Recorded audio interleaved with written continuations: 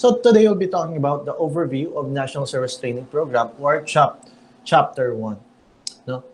From the word itself, National Service Training Program. So meaning national, meaning it's nationwide, Philippine wide. The scope is national. When we talk about service, it's more on you have to render a service in a particular program component. No, again, when we talk about service, it's a way to serve others without expecting nothing in return because you are a Filipino citizen. You are a citizen of this country, and you have to contribute um, in a way that is relevant to your degree program or course, no? And we talk about training. You are now having your training. You are now having your training one or NSTP one as mandated by the law. Then on next semester, you'll be having your training two for a particular program. What's program? So we have 3 programs under NSTP. Yeah, pag-uusapan natin yun. Pero bibitin ko muna kayo, pagbalik na lang ng commercial. Then joke lang, corner mo sir, umaga. Okay, sino dito yung medyo inaantok pa? Inaantok. If you are medyo inaantok pa, please comment in the chat box, A. Antok pa ako, A. Wala! So, grabe mga sek, hindi pa inaantok, no? Nako po, wala. A. Kahit tuldok. Wala. Nako. walang umano sa patibong ko, no? Yung batibong, pagka inaantok kami. Okay, dahil inaantok ka, ikaw tatawagin ko. Hindi siya wala. Walang umano sa patibong ko, sayang. Alam mo naman, Psych, very attentive, right? Yeah, so it's a nationwide. The scope is nationwide. It's more on service. You have to undergo training in a particular program component. Okay, that is NSTP. So, what are the course objectives? What are the learning objectives for this chapter overview of NSTP? So, describe the outline of the history of National Service Training Program of the Philippines. Is foreign students included in the NSTP program, NSTP of the Philippines? If yes, please comment on the chat box, yes. If not, please comment no. Foreign students is included in the National Service Training Program? If yes, please comment on the chat box, yes. If not, comment no. Uy, ba't pa lang nagko-comment? Narinig niyo ba ako? Okay, yan, meron pala. No? Nope. Nope. No. No. No. Yan. Okay. Don't worry. Hindi ko nakita. Hindi ko itatawa. Of course not. Because, no, in South Korea, right? No, in South Korea, they have this one. They have all male citizen of South Korea must have undergone training, military training. Diba? They have their own, which is equivalent to NSTP. Here in the Philippines, we have NSTP. In South Korea, they have this military training. No? Before North. Wow! Fanatic siya, wow, South by Sir North. Sa North, I don't have any idea. Kasi talagang communist sila eh. Communist country sila, talagang lahat tago, di ba? South Korea, di ba? Artista ka man, kahit ano, basta lalaki ka, you have to undergo military training before 30. O Kayla, yan lang Kayla, may background agad siya, di ba? So, yun. 2 years po yun. Talagang mandatory, provided by the law. Here in the Philippines, we have NSTP is also mandatory, provided by the law. So here we'll be talking, kasi gusto mo maging South Korean, nako po, pagka sumugod yung North, nako po, lakas pa naman nun. Di ba? Walang ginawa yun kundi military training. Parang yun eh, parang Mindanao. Di ba? Like yung Abu Sayyaf, mga rebelde, gusto nila magkaroon ng South Philippines. Yun, gusto nilang ihiwalay. Kumbaga may North, may South Korea, gusto nilang ihiwalay yung Mindanao. Ganun. So dapat hindi talaga mawala yung ROTC component in the NSTP. But of course, it's not it's not have to be mandatory. No? For in my perspective, you have your own perspective. Later on, we'll be talking about those concepts, no? Kasi malay mo, may rebelde. Hindi naman lahat ng tao gusto ganito. Iba kasi gusto magsundalo, right? Gusto mag-police, BS Criminology, that need to be undergo ROTC. Diba? Which is relevant to their course. Magsundalo, diba? Why not? Hindi naman lahat gusto yung magsundalo. Diba? Yun nga, kasi nga, may rebelde, no? We cannot control all of things, di ba? So, one is to describe the outline of history of national service training. So, magaling na yung babae dito. History na eh. Di ba? Pagka babae, magaling historian sila, no? Na hindi na nakalimutan yung past. So, advantage na agad sa kanila. So, describe the outline of the history, why NSTP was created. Bakit ba nagkaroon ng NSTP? So, we'll be talking about those. The brief timeline of NSTP, the laws under NSTP, how this NSTP was created, due to what, for the reason of what, for the purpose of what. Then identify the provisions of RA 9163 or NSTP Act and its implementing rules and regulations for a better understanding of the purpose and requirements of the program. So you'll be having a deep understanding of what NSTP is all about, what's the purposes of this, and the basic requirement of this program for you to be able to graduate, because this is a mandatory subject in the Philippines for all tertiary students. Okay? Pag-usapan po natin yan. So, NSTP. NSTP is a law, no? RA, Republic Act 9163, also known as the National Service Training Program or NSTP Act of 2001. So that can already be seen that this law, no, was passed in 2001. Of course, 2001 under the former presidency of Gloria Macapagal Arroyo, no.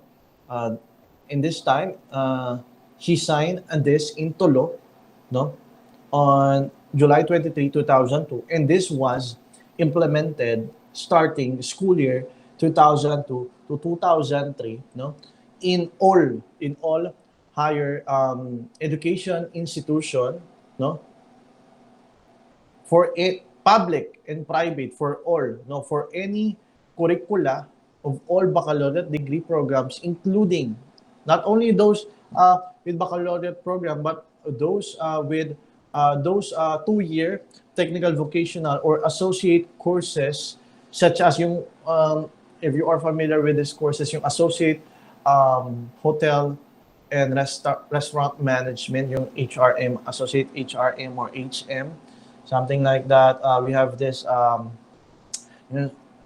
offer nila yung St. Augustine School of Nursing, St. Augustine School of Nursing, yung associate nursing program. Basta yung mga 2-year technical vocational students there, and for any baccalaureate degree should have this as one of their subject, because this is a requirement for graduation. And of course, no, this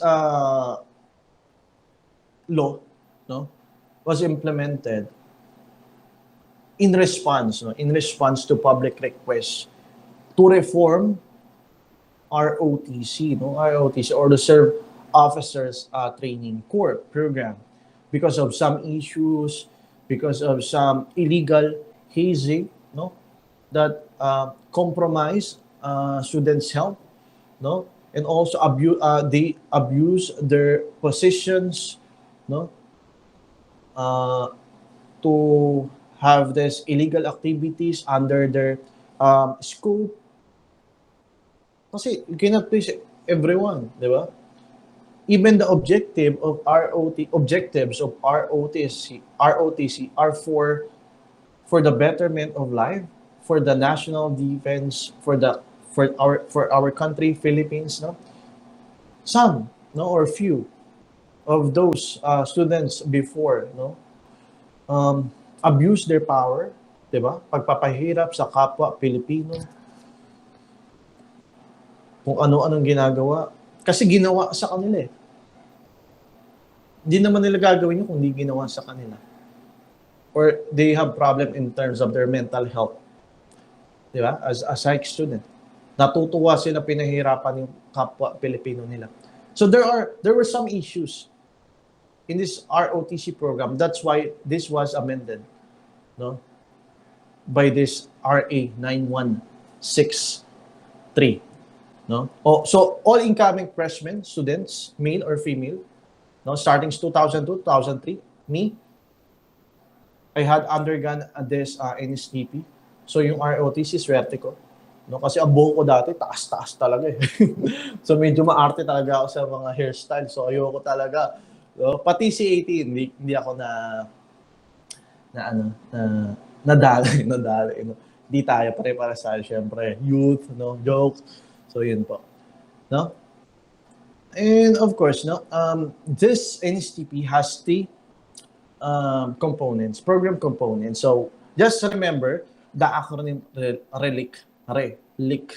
No? RE stands for Reserve Officers Training Corps, or ROTC. LI stands for Literacy Training Service, or LTS. And C stands for Civic Welfare Training Service. So most of you, all of you, no, are psychology, BS psychology students, no? So, swak na swak talaga in terms of relevancy in the program component, civic welfare training service. Because one of the areas that need to be improved in terms of general welfare or betterment life of the community is health. Health includes mental, right? Emotional, psychological, social well-being, and of course, physical health of a person. So very relevant. No, so for an institution to have a program, one of the programs to have this, no, like Colegio de San Juan de Letran, Manila, of course, no, we have to be specific because we have Letran Bataan, di ba? So we have to be specific. So one of the program components in National Service Training Program, so Colegio de San Juan de Letran, Manila, has been offering civic welfare training service. No? For you to be able to have a one program, there should be at least 300 pre students. 350, sorry, may chat, text pala sa Letran. Okay? So yeah, there should be at least 350 students for a program to be implemented. Paano yan, sir, pag wala? So this is mandatory. Ang nangyayari, ang estudyante nagka-cross-enroll sa other institution to have this program in STP. Kasi they cannot offer this program. Like yung sa ROTC, dapat ang required dyan is 350. No?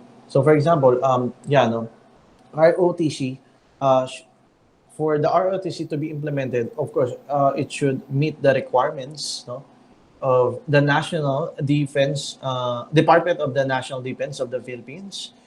Ano ba ba? Of course, the CHED, no?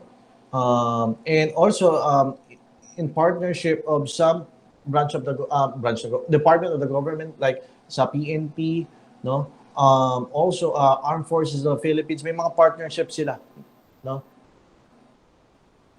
So yun po.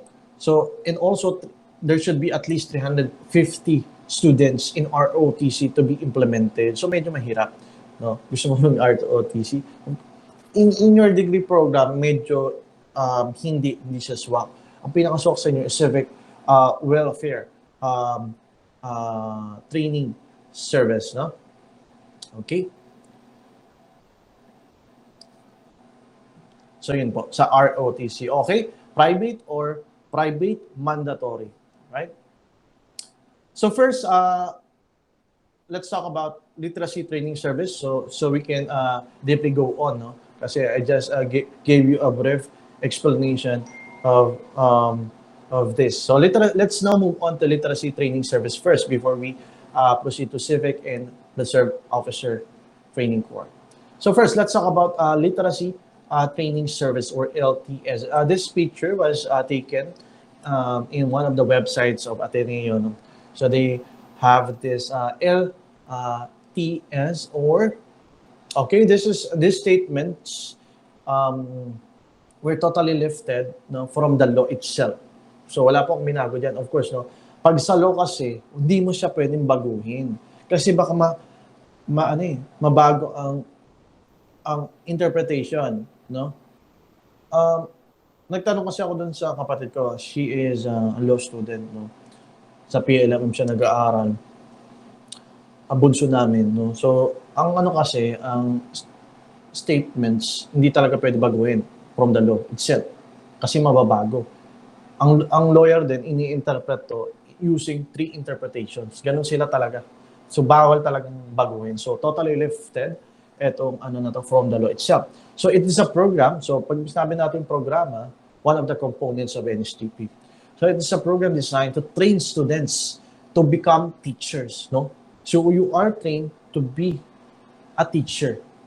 For what? For literacy. Basic literacy and numeracy skills. Ito yung reading, writing, and numeracy skills like addition, subtraction, division, multiplication. To what? To school children.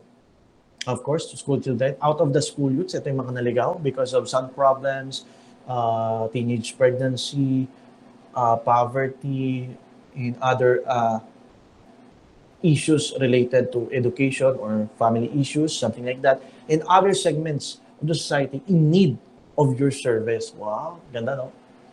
Of your service as a Filipino citizen of the Philippines. So, usually, this LTS is for those education programs or degree programs such as Bachelor of Secondary Education, okay, major in English, Mathematics, and Bachelor of Elementary Education. So, yun po. Pero what before this class, no, I had my online class at 7:30, no. Started at 7:50, no. One of the students there is an education student kasi the population of Letran, no, maliit lang in terms of education, maliit lang kasi nag-uumpisa pa lang. So under civic welfare din sila, training service. Pero related naman yun. You can choose, of course, if this program component is being offered in an institution. If you want literacy training service, why not? You can choose. But this literacy training service, preferably, no, is for education student. Okay, so to have this literacy and numeracy skill to be inculcated to school children, out of the school youth, in other segments of society. So in real life situation, no, ang magandang nakikita ko na in advocacy of Katrina Naglay. Kasi nakita ko siya, no, close kami, no, nag-usap kami before, no, joke.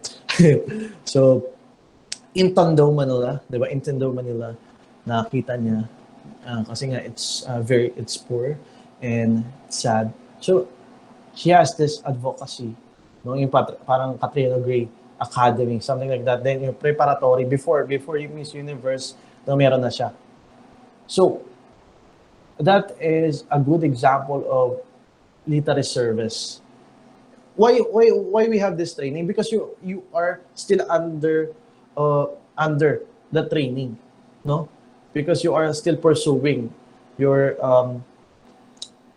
degree course, particular degree program, no? So you're still in the program, the national scope 5 service for you to be able to serve, of course, to the country, Philippines. Training, of course, you have to undergo training program, at least one program component of NSTP, which is civic welfare. So I just analyzed and presented to you each word of the of the subject itself, no? Ang ganda, ganun kasi talaga mag-aral, no? Of course, you have to himay-himayin, you have to analyze each word for you to be able to understand deeply what's the meaning of this. For example, ito, tinuturuan ko yung ng literacy skills. If you don't know what literacy is, patay ka dyan. The tendency is the student will just memorize the whole statement without understanding the whole topic. Ganun po. So if you already understand each word of NSTP, no need for you to be able to to to memorize the whole statement. You can just translate those or each word of the NSTP, no, using your own and provide a good example, di ba?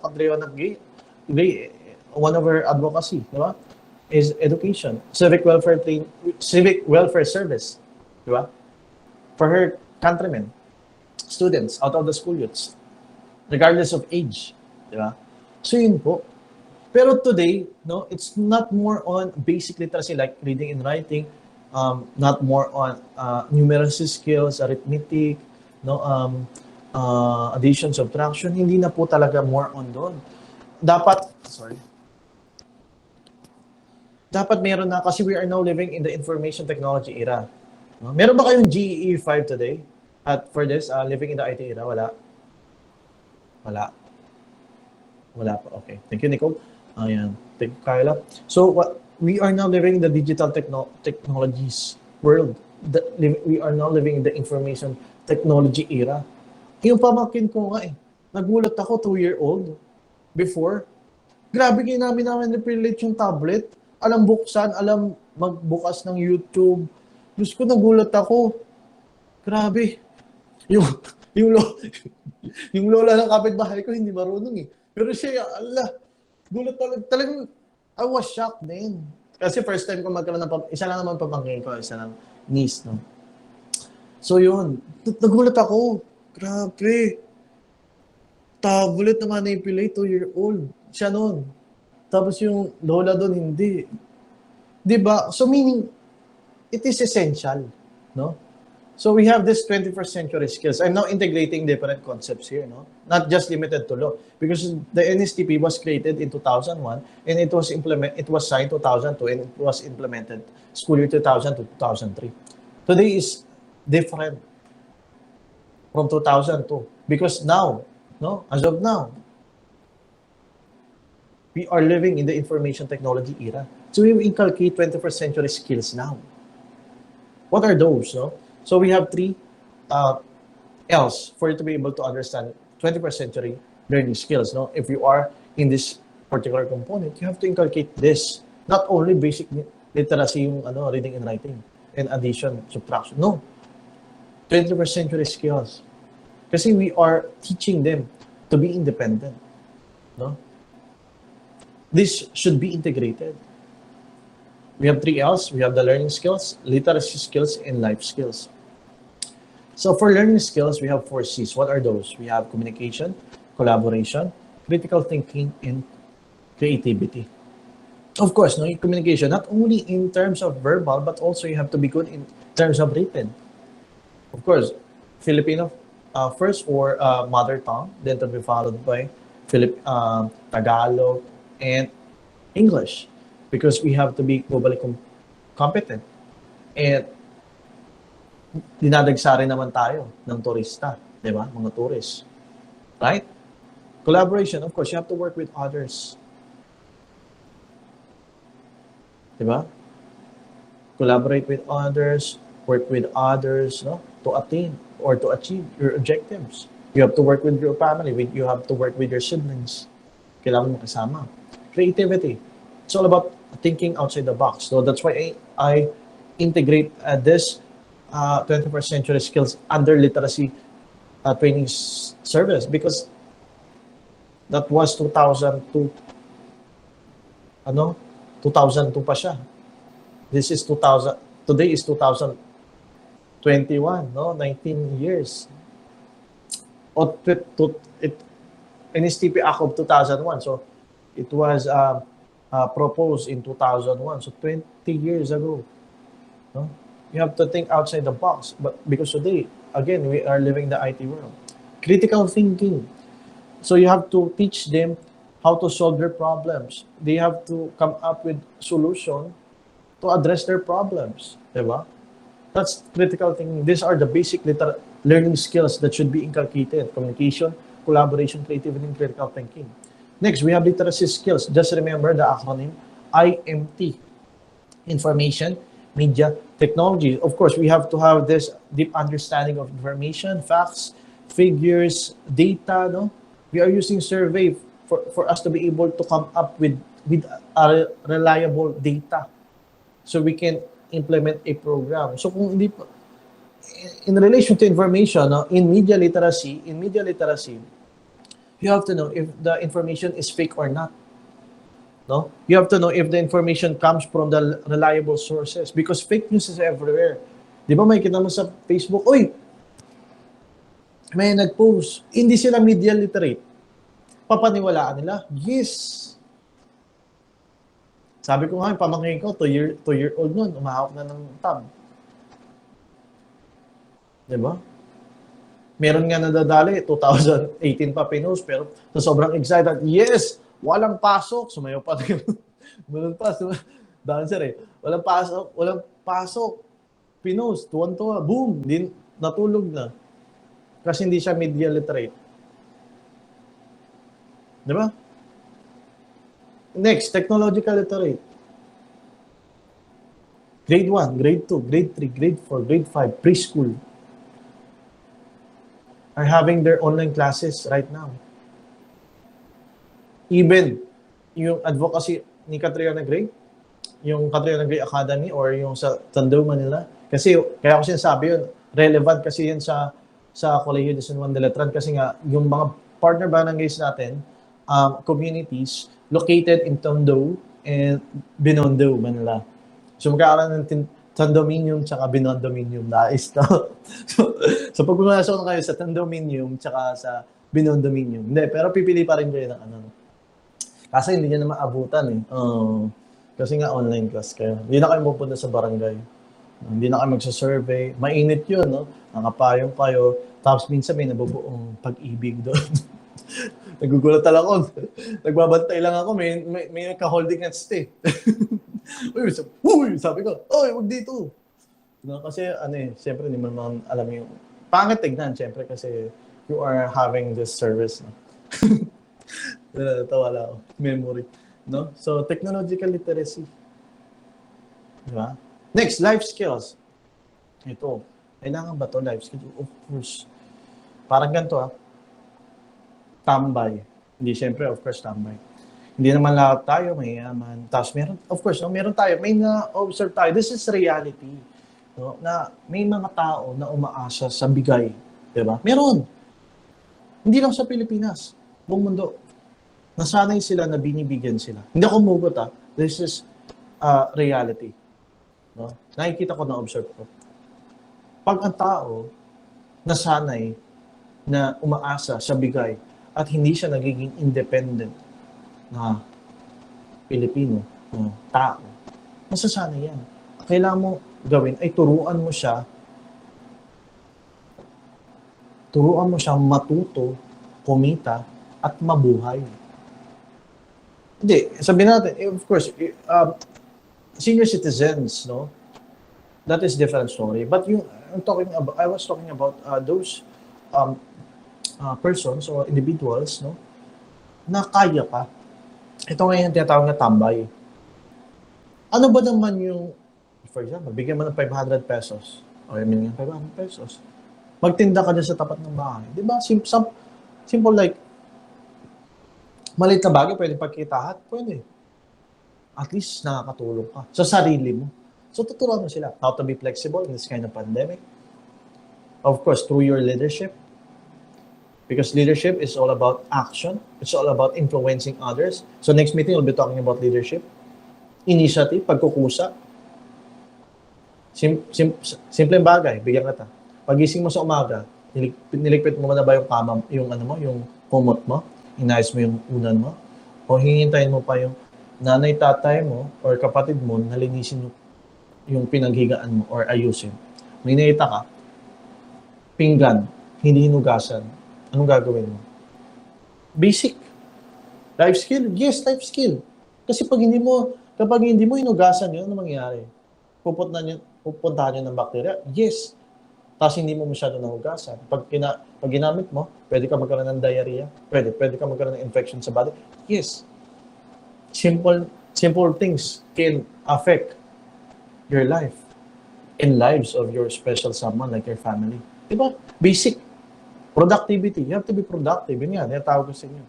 Bigyan mo ng 1,000 pesos. Eto, magtinda ka sa tapat ng bahay. Dahil tambay ka. Ano ba naman yun? Siyempre, nakakaya. Walang hiya-hiya. Business yan. Ba't ka mahiya? Mahiya ka kung wala kang ginagawa. Diba? Checking time. Okay. Something like that. Diba? Social, interpersonal relationship with another. So these are the important skills that need to be inculcated today because these are the 21st century skills. Not only numeracy skills, not only basic literacy skills, but these 21st century skills must be inculcated if, no? So yun po. Hindi pa ako nagagalit nag-explain yan. So yun. Okay? Diba? Alright, let's now move on to civic welfare thing. Sino sa inyo ang gustong mag-under na LTS? Ito. If you want to have this, just type on the chat box LTS. No? Kung gusto mo lang, hindi naman kita tatanungin. Gusto ka malaman kung sino interesado na you want to be a teacher like. No? Okay, so ang lesson for today is tuturuan ko po kayo kung paano magmahal ng tama. Wow, Emmanuel Arellano. Ladies and gentlemen, may I present to you Mr. Emmanuel Arellano. His topic is all about... Yan. So next, we have this civic welfare. So, as Emmanuel. Emmanuel, psych student ka?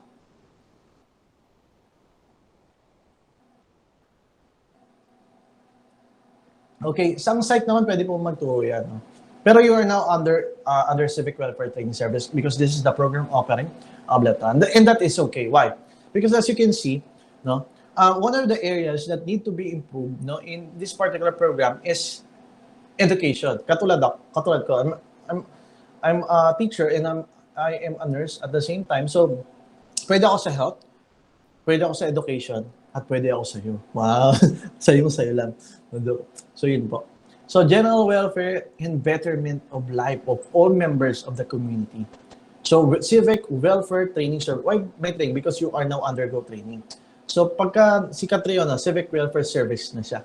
One of her advocacy is civic welfare service. So, just delete the training. Kasi after your graduation, you can have this. Me, one of my advocacy, I am an education advocate, no? So, gumagamit ako social media platforms. Another one, I talk a lot, seminars, conference. Even, yung iba, free. Hindi ko sila sinisingil. No? No, I've been doing that kasi that's one of my advocacy as an educator. No? So, as a Filipino citizen. So, yun po yung nagiging contribution ko in terms of nation building, in terms of sa kapwa Filipino, kapwa, guro. So, yun po. So, after this, you'll be having your own service as a Filipino. Later, ipapakita ko sa inyo. So, as you can see, it is a program of activities designed to contribute to the general welfare and betterment of life, no, of all members in the community. Of course, you have to choose a community, no, in terms of improvement of health, education, environment, safety, entrepreneurship, business, recreation, and morals of citizenry. So, ang pinakamalapit sa inyo dito is health. Of course, when we define health, no, according to WHO, diba, it's more on state of being well in terms of physical, emotional, mental, psychological well-being of a person. So, your target is on mental health, no? The very big issue today is the mental health stress or awareness, because everyone is conducting their online classes, online work from home, no, online transaction, no, which affect individuals' mental health. Because if if your mental health is being affected, it will affect how you think, how you act, and how you feel. It will affect how you think, how you feel, and how, eventually, it will reflect on how you act. Diba? So yun po. So your target is on mental health. Me as an education, no, it's more on um, rele- rele- relevant on the education sector. That's me, no. But for your degree program, it's more on mental health. Paano ka makakatulong, no, sa kapwa Pilipino mo para sa ikagaganda ng kanilang buhay? Of course, no, if they have this positive mental health, positivity in life, pwede niyan. Positive life, di ba? Positive mental, hindi stress na pag-usapan natin. Positivity in life, pwede yan. You can invite a guest speaker or resource person for your webinar to in your target community about positivity in life kasi um, yung mga nawalan ng trabaho, para ba sila? Of course, no, you have to motivate them, you have to inspire them, no, na hindi dito nagtatapos ang buhay. Nagkaroon ng pandemic, nawala ka ng business, nawala ka ng trabaho, hindi dito nagtatapos ang ang buhay. Pwede mo tignan ang pandemic as hindi isang negatibong aspeto, but isang positibong aspeto na pwede kang humanap ng isang alternatibo para sa ikagaganda ng buhay mo. So makikita mo sa mga istorya na napapanood mo sa television, no, na the pandemic changes their lives as a couple or as a married couple, no. They in the past they went abroad, no, for their wealth, no, or to have income, no, but as of now they are having their business and it becomes bigger. Isipin mo, 5 years ka nag-work, tapos 5 years ka in the business. See? That's entrepreneurship. Pwede mo sabihin yun. I'm talking about entrepreneurship way. Environment. Hindi nila alam yung proper risk application. Hindi nila alam kung paano makakaiwas sa COVID-19. Punta ka doon sa liblib na lugar. Yung walang television, walang internet connection. Sigurado ko, hindi nila alam yung mga health protocols in terms of how to prevent or how to have this COVID-19. Di ba? So yun po. Okay? So let me give you a good example. So it's all about education, no? Ito po. Please watch this. This is one of my advocacy in relation to civic welfare service. Hi everyone, I'm Doc Ken and welcome to my vlog entitled 7 Study Tips for Online Learners. Alright, so tip number 1, when is the best time to study? So the best time to study is from 4 a.m. to 6 a.m. because the brain functions 100%. But of course, it's difficult to wake up that too early for some, but if that's already your sleeping pattern, that's better. Another one, from 6 a.m. to 7:30 p.m., the brain functions 50% only, and during nighttime, 20% only. So I suggest refrain from studying during nighttime because it will give you a hard time to focus because again, the brain functions 20% only. Tip number 2. So make your own to-do list. Why? Because it allows you to be productive. It allows you to prioritize learning tasks depending on the level of difficulty and depending on the given deadline. So this means you don't waste time on the tasks that don't require immediate attention. So your list will help you to stay focused on the tasks that are most important to you.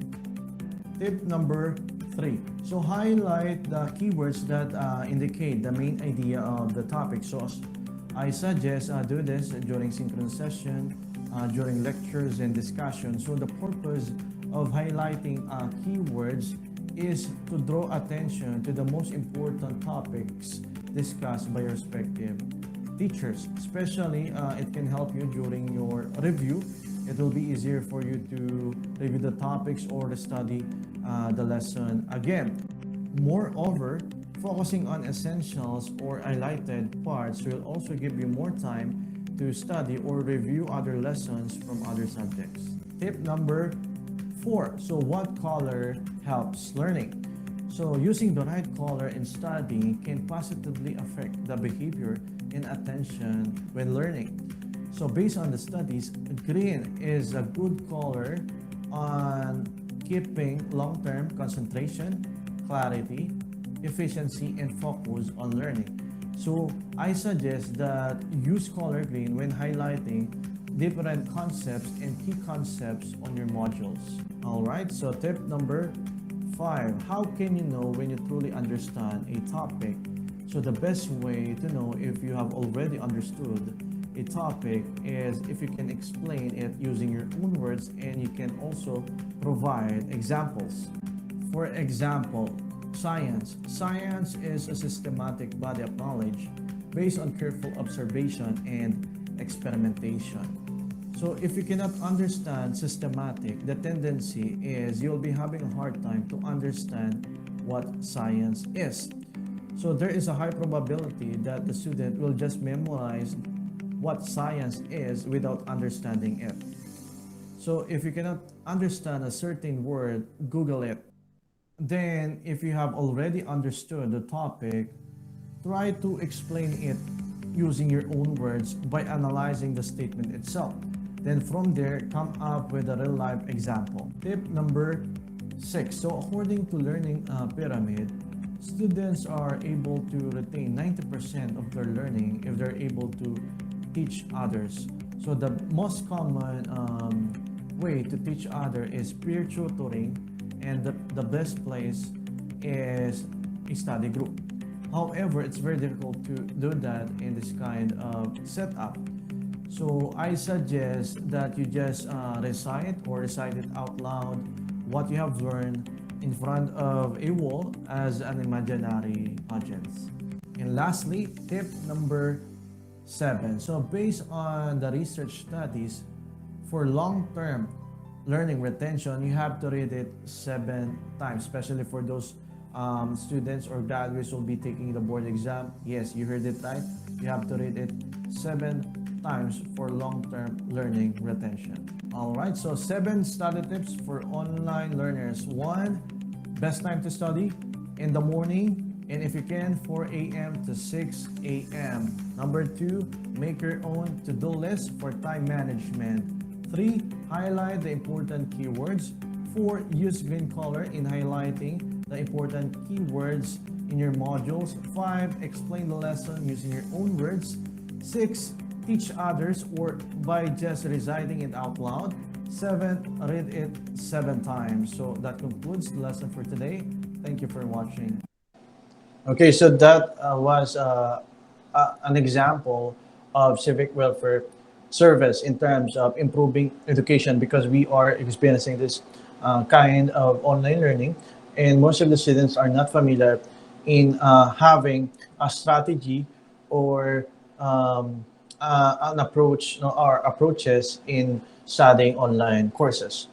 Okay, let's now move on to ROTC, or Reserve Officers Training Course. So again, this is a totally lifted statement from the law itself, RA 9163. So it's a program designed to provide military training. So for tertiary levels, not only for military training, the purpose is, of course, for military training, but of course to have this patriotism, nationalism, and of course self-discipline, no? Para sa bayan, maging makabayad, at of course, no, disiplina para sa sarili, no? Of course, in case of national, no, defense, preparedness for possible war, di ba? And also other components like rebellion and rescue and disaster, something like that for ROTC. Of course, no, this program is usually, no, offer to those institutions with a degree program like BS Criminology, and also programs leading to become a soldier, because di ba, AF member, armed forces of the Philippines. Kasi hindi naman lahat talaga, di ba? Hindi naman lahat gusto mag-psych. Di ba? Hindi naman lahat gusto maging education student or maging isang guro. Yung iba gusto maging sundalo, maging police, which is related itong program component to their courses, di ba? So, swak na swak itong ROTC. That's why the beauty of NSTP is student or institution as a choice to offer a program. Because in the past, now before the creation of NSTP, this is mandatory for all students. Regardless, female or male students, you are mandatory.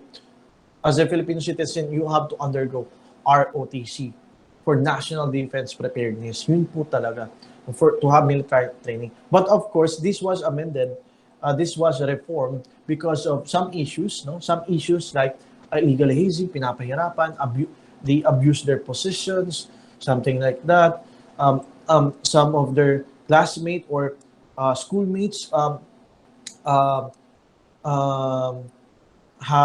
had or before, no, compromised their health, no, because of abusive activities led by the commander, something like that, na hindi nakikita ng institution. Of course, if one of the university or higher education has this program component, of course, no, it should meet the requirement of AFP, may partnership, iba may partnership sa PNP, those BS Criminology students, no, will be taking ROTC.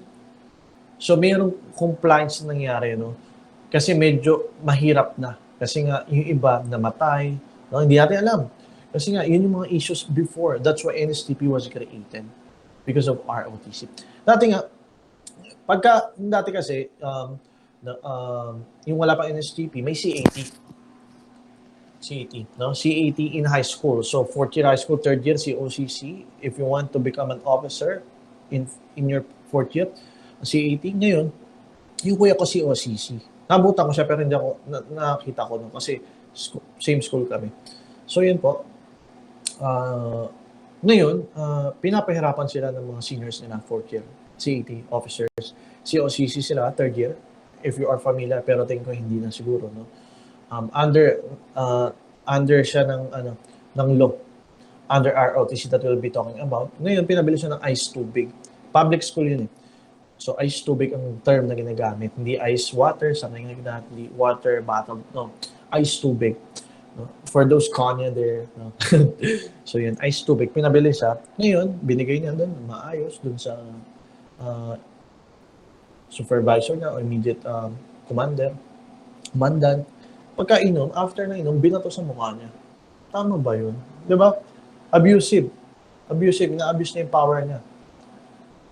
Ito yung subordinates. Ito yung lower rank. No? Ngayon, kuya ko, ayun, nakapag-CAT si Sophia. So yan, medyo si Ate Sophia. Ako yun, Sophia, nakapag-CAT ka? Ay, di, meron pala CAT sa mga private schools. No, I'm been in la constellation niya. No? Pero medyo iba kasi yung CAT ngayon. Yung before, talagang binababad sa sa arawan. No? Iba yung ko talagang part siya buo lahat ng Philippines, no? Yung binato. So, yung kuya ko, matapang din yun. Siyempre, sinapak nga. Nag-away ng bola. Pero you see, if there are leaders like that, no, na abusive sa power nila, hindi talaga, even the objectives of ROTC are for the country, no? Kahit maganda yung objectives niya, pero may mga taong abusive, may mga taong hindi maganda ang pag-uugali. Di ba? Hindi ako ganito, explain na nga. Yun po, ang problema. Yan, sila Sophia Las. Pero pag sa private school ka, of course, no, talagang regulate. Kasi marami sa public school. Kasi di ba, pag naglabasan yung estudyante, talagang di mo na makikita, talagang yung daanan, di ba, matatakpan, talagang may mga traffic enforcer na, di ba? Ganun. So, marami talaga estudyante sa public school. No? Talagang pag naglabasan yan, shifting na yung So, mahirap i-regulate. Tapos, konti pa lang yung mga guro, yung teachers, konti, di ba? Private school kasi nagturo rin ako sa konselasyon. No? Yeah. nasa basic, lahat ako may experience ako from special education up to graduate school. No? So, yun yung medyo natuwa ako sa sarili ko. Naka-experience ako sa lahat. Okay, so yun. Di ba? Abusive. Kahit maganda yung objectives mo. Kung gumawa ka ng programa Civic Welfare Training Service, pero may isang tao or may mga tao na hindi maganda ang nangyari, mababaliwala ang programa. Kaya nga we have this collaboration, 21st century education, interpersonal relationship with one another, di ba? Leadership, being flexible, something like that. Okay. So let's now move on to the legal foundation. Mabilis lang naman to. Legal foundation of NSTP. Just remember the acronym CPR. Boom, boom, boom. C stands for Commonwealth Act number 1 or National Defense Act, Presidential Decree 1706 or National Service Law. R stands for Republic Act 7077 or Citizen Armed Forces of the Philippines Reservists Act. So just remember the acronym CPR para mas madali sa inyong matandaan. No? Of course, as a Filipino, dapat matandaan yan. This is the brief timeline before the creation of NSTP. So we have Commonwealth Act. It was signed by Manuel L. Quezon, no? In 1935, December 21, 1935, to create an independent Philippine military that requires all male citizen between 18 to 30 years of age to undergo military training. Yung para sa South Korea. Diba sinabi ni Kyla, tama ba? No? South Korea, before 30. Here in the Philippines rin, no? Before Commonwealth Act number 1.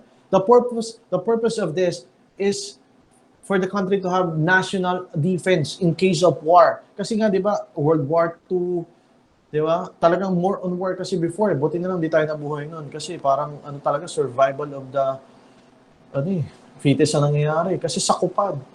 Di ba? Ang ginagawa ng mga Japanese sa atin, no? Yung mga, pag nakita nila, kasi yung nanay at tatay ng tatay ko, lolo at lola ko, no? Maaga sila nagpakasal, I think 17, 16. Because pag hindi kasal ang babae, re-rapin ng Japanese, no? So maaga sila nagpakasal, something like that. Tapos kapag may nakitang sanggol, mga Japanese, ihahagis, tapos babagsak sa espada or sa knife, something like that. Ganun ang ginagawa kasi babawian. So kaya ang mga Japanese, mababait sa atin kasi alam nila yung ginawa nilang kasalanan sa atin. Ganun katindi. So maaga nagpakasal, 17, 16 kasi nga, re-rapin eh. Nagtago pa sila nun. Yun ang kwento sa akin ng tatay ko. No? So 18 to 30 years of age to undergo military training. Then this Commonwealth Act, no, again for national defense siya, was amended, no, by this Presidential Decree 1706, no, by the administration of former President Ferdinand Marcos on August 8, 1980. So it's more on service para sa NSTP, national service, no. It's more on national service. So all Filipino citizens must go any of one of the main 3 programs which or namely Civic Welfare Service. So wala nang training. So it can be compared to Civic Welfare Training Service. So you have to undergo Civic Welfare Service, or it's more on service, yung katulad ng pinakita natin, or Law Enforcement Service para ito yung pagpapatupad ng batas, police. Yan. In short, police, no? In military service or military training, sundalo. Kung ano yung mga ginagawa ng sundalo. So, law enforcement, pagpapatupad ng batas, ang nawala lang dito, yung yung literacy training service, no? Kasi sa military training service, sa ROTC today, ang sakop niya, ito nga yung sa kung gusto mo maging police, PS criminology, tsaka maging sundalo. Yun po ang sakop ng ROTC. So parang ni-revise lang to, then nag-add ng literacy training service in NSTP. So national service law, it's more on service during administration of former President Ferdinand Marcos. Then this was amended during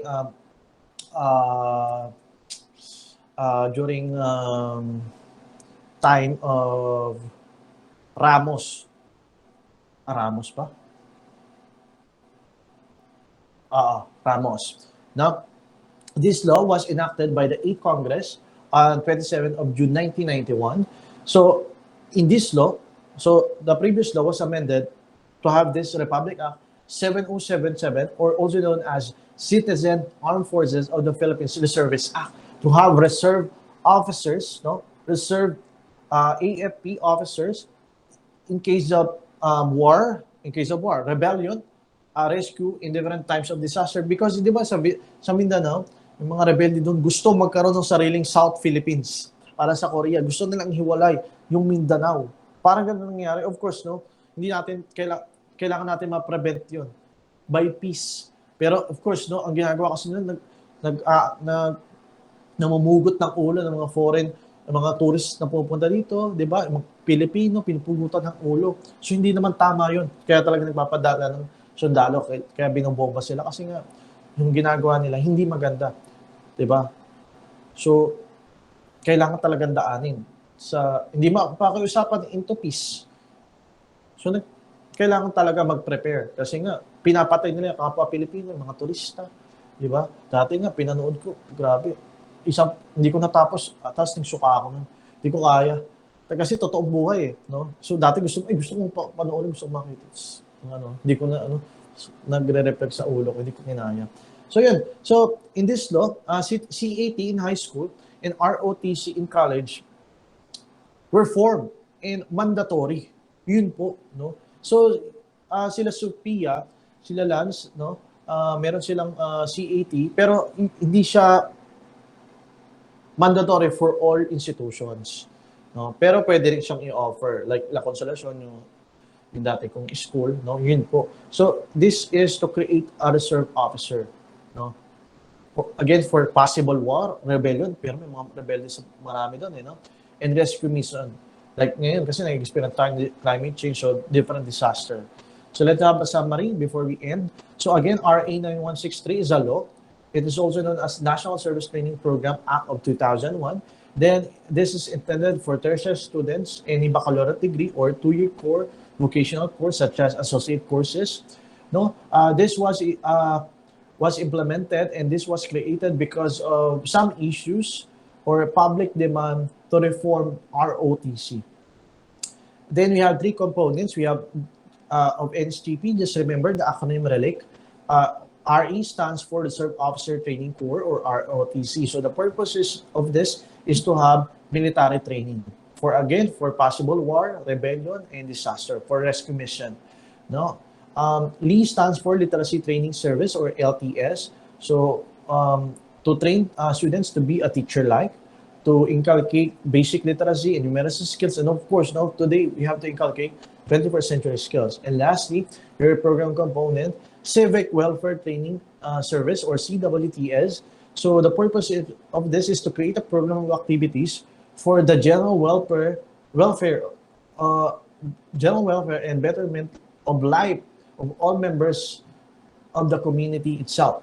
Then, for the legal foundations of NSTP, or the brief timeline before the creation of NSTP, we have CPR.